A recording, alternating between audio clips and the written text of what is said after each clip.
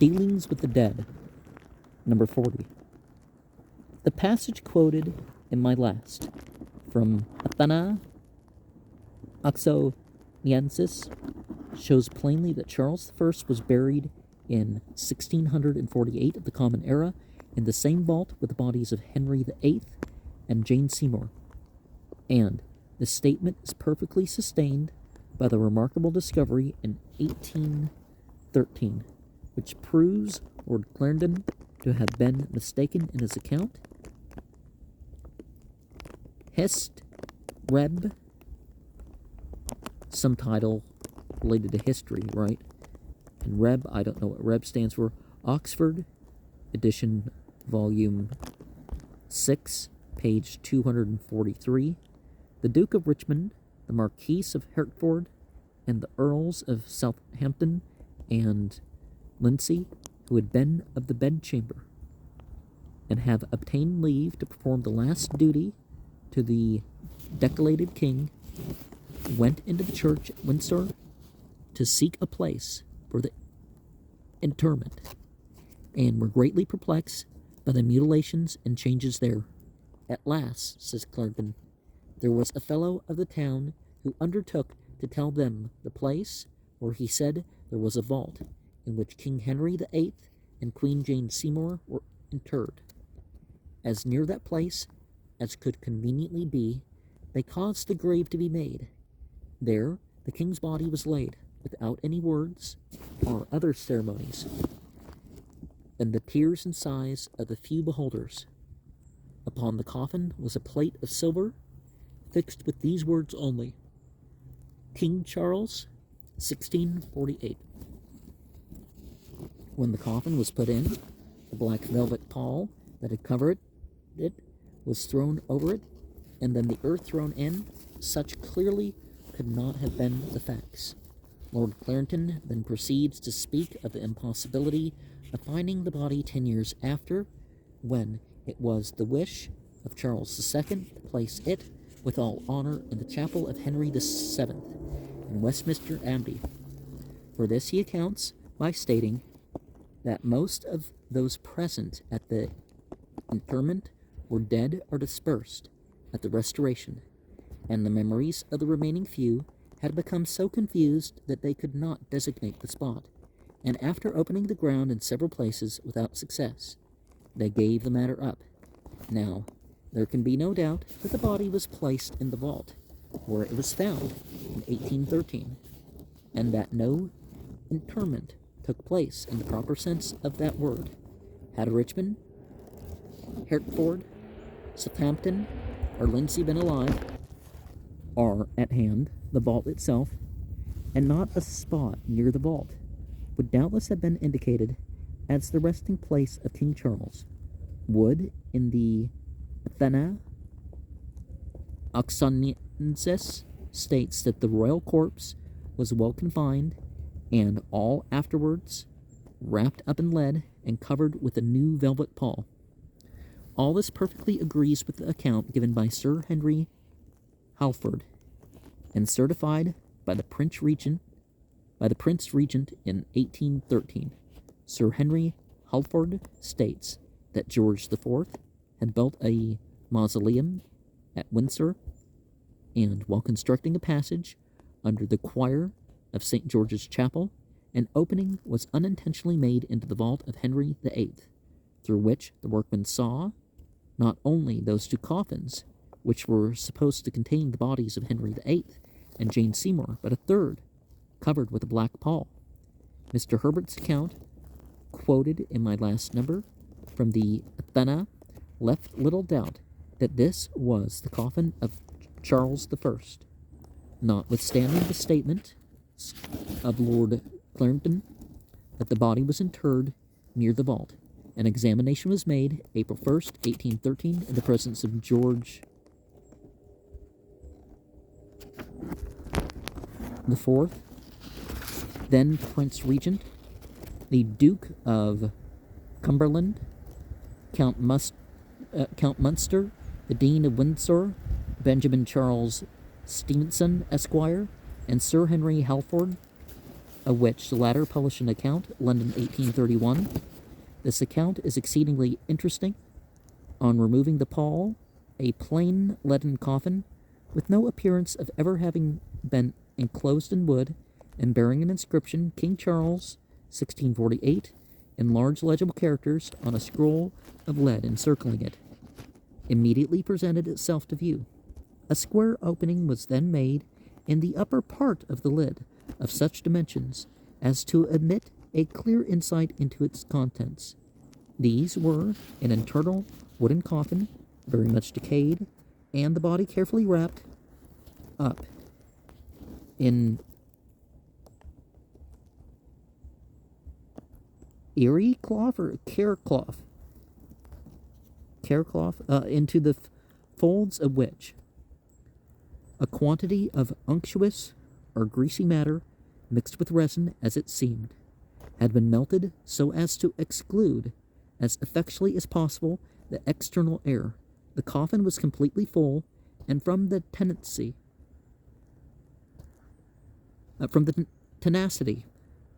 the care cloth, great difficulty was experienced in detaching it successfully from the parts which it enveloped. Wherever the unctuous matter had insinuated itself, the separation of the care cloth was easy, and when it came off, a correct impression of the features to which it had been applied was observed in the unctuous substance. At length, the whole face was disengaged from its covering. The complexion of the skin of it was dark and discolored. The forehead and temples had lost little or nothing of their muscular substance. The cartilage of the nose was gone, but the left eye, in the first moment of exposure, was open and full, though it vanished almost immediately, and the pointed beard, so characteristic of the period of the reign of King Charles, was perfect. The shape of the face was a long oval. Many of the teeth remained, and the left ear, in consequence of the interposition of the unctuous matter between it and the care cloth, was found entire. It was difficult at this moment to withhold a declaration that, notwithstanding its disfigurement, the countenance did bear a strong resemblance to the coins and busts, especially to the pictures of King Charles I, by Van Dyck, by which it had been made familiar to us. It is true that the minds of the spectators of this interesting sight were well prepared to receive this impression, but it is also certain that such a facility of belief had been occasioned by the simplicity and truth of Mr. Herbert's narrative, every part of which had been confirmed by the investigation so far as it had advanced. And it will not be denied that the shape of the face, the forehead, and eye, and the beard are the most important features by which resemblance is determined. When the head had been entirely disengaged from the attachments which confined it, it was found to be loose, and without any difficulty was taken up and held to view. It was quite wet, and gave a greenish and red tinge to paper and to linen which touched it. The back part of the scalp was entirely perfect, and had a remarkably fresh appearance, the pores of the skin being more distinct, as they usually are when soaked in moisture, and the tendons and ligaments of the neck were of considerable substance and firmness. The hair was thick at the back part of the head, and in appearance nearly black. A portion of it, which has since been cleansed and dried, is of a beautiful dark brown color. That of the beard were of a redder brown. On the back part of the head, it was not more than an inch in length, and had been probably cut so short for the convenience of the executioner, or perhaps by the piety of friends soon after death, in order to furnish memorials of the unhappy king. On holding up the head to examine the place of separation from the body, the muscles of the neck had evidently retracted themselves considerably, and the fourth cervical vertebra was found to be cut through its substance transversely, leaving the surfaces of the divided portions perfectly smooth and even, an appearance which could have been produced only by a heavy blow inflicted with a very sharp instrument, and which furnished the last proof, wanting to identify King Charles I. After this examination of the head, which served every purpose in view, and without examining the body below the neck, it was immediately restored to its situation. The coffin was soldered up again, and the vault closed. Neither of the other coffins had any inscription upon them. The large one, supposed on good grounds to contain the remains of Henry VIII, measured 6 feet 10 inches in length, and had been enclosed in an elm one of 2 inches in thickness. But this was decayed, and lay in small fragments. The leaden coffin appeared to have been beaten in by violence about the middle, and a considerable opening in that part of it exposed a mere skeleton of the king. Some beard remained upon the chin, but there was nothing to be discriminated about the personage contained in it. This is certainly a very interesting account. Some beard still remained upon the chin of Henry VIII, says Sir Henry Halford. Henry VIII died January 28th, 1547. He had been dead, therefore, April 1st, 1813, the day of the examination, 266 years. The larger coffin measured 6 feet 10 inches. Sir Henry means top measure. We always allow 7 feet lid, or thereabouts, for a 6 feet corpse. Henry in his History, Volume 9, page 369, London, 1814, says that King Henry the Eighth was tall. Stripe in Appendix A, Volume 6, page 267, London, 1816, devotes 24 octavo pages to an account of the funeral of Henry VIII, with all its singular details.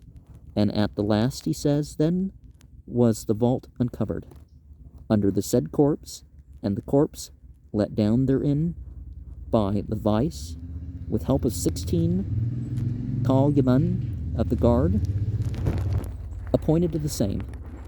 Then, when the mold was brought in, at the word pulveri, at canary, first the Lord Great Master, and after the Lord Chamberlain, and all others in order, with heavy and dolorous lamentation, break their staves in shivers upon their heads, and cast them after the corpse into the pit. And then the gentlemen ushers, in like manner, break their rods, and threw them in the vault with exceeding sorrow and heaviness, not without grievous sighs and tears, not only of them, but of many others, as well of the meaner sort, as of the nobility, very piteous and sorrowful to behold.